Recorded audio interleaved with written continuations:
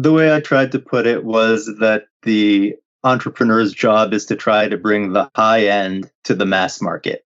It starts as high end. First, it starts as an act of creativity. First, you create it just because you want it. You want it and you know how to build it and you need it. And so you build it for yourself. Then you figure out how to get it to other people. And then for a little while, rich people have it. Like, for example, rich people had chauffeurs and then they had black town cars. And then Uber came along and everyone's private driver was available to everybody. And now you can even see Uber pools that are replacing shuttle buses because it's just more convenient. And then you get scooters, which are even further down market of that. So you're right. It's about distributing what rich people used to have to everybody. But the entrepreneur's job starts even before that, which is creation. Entrepreneurship is essentially an act of creating something new from scratch, predicting that society will want it, and then figuring out how to scale it and get it to everybody in a profitable way, in a self-sustaining way. Let's look at this next tweet, which I thought was cryptic and also super interesting about the kind of job or career that you might have. You said the internet has massively broadened the possible space of careers. Most people haven't figured this out yet. The fundamental property of the internet, more than any other single thing, is it connects every human to each other human on the planet. You can now reach everyone, whether it's by emailing them personally, whether it's by broadcasting to them on Twitter, whether it's by posting something on Facebook that they find, whether it's by putting up a website they come and access. It connects everyone to everyone. So the internet is an inter-networking tool. It connects everybody. That is its superpower.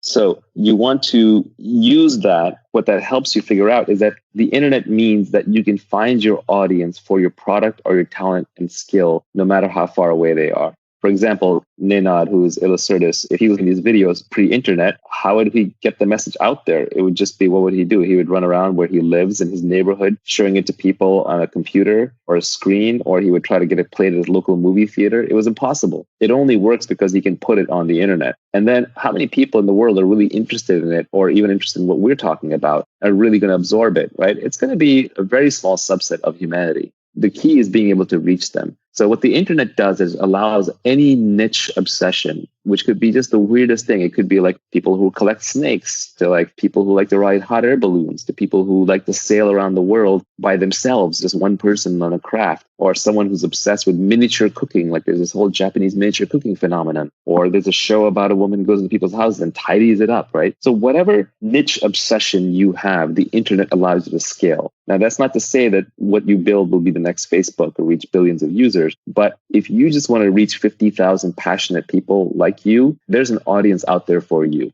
So the beauty of this is that we have 7 billion human beings on this planet. The combinatorics of human DNA are incredible. Everyone is completely different. You'll never meet any two people who are even vaguely similar to each other that can substitute for each other. It's not like you can say, well, Nivi just left my life, so I can have this other person come in and he's just like Nivi and I get the same feelings, the same responses, and the same ideas. No, there are no substitutes for people. People are completely unique. So given that each person has different skill sets, different interests, different obsessions, and it's that diversity that becomes a creative superpower. So each person can be creatively superb at their own unique thing. But before, that didn't matter, because if you were living in a little fishing village in Italy, like your fishing village didn't necessarily need your completely unique skill, and you had to conform to just the few jobs that were available. But now today, you can be completely unique. You can go out on the internet and you can find your audience and you can build a business and create a product and build wealth and make people happy, just uniquely expressing yourself through the internet.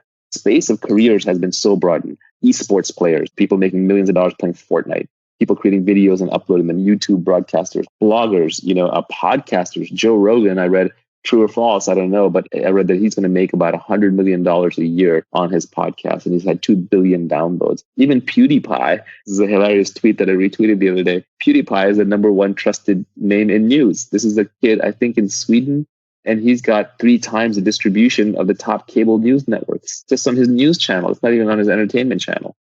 The internet enables any niche interest, as long as you're the best at it, to scale out. And the great news is, because every human is different, everyone is the best at something, being themselves. Another tweet I have that is worth weaving in, but didn't go into this tweet storm, was a very simple one. I like things when I can compress them down because they're easy to remember and easy to hook onto.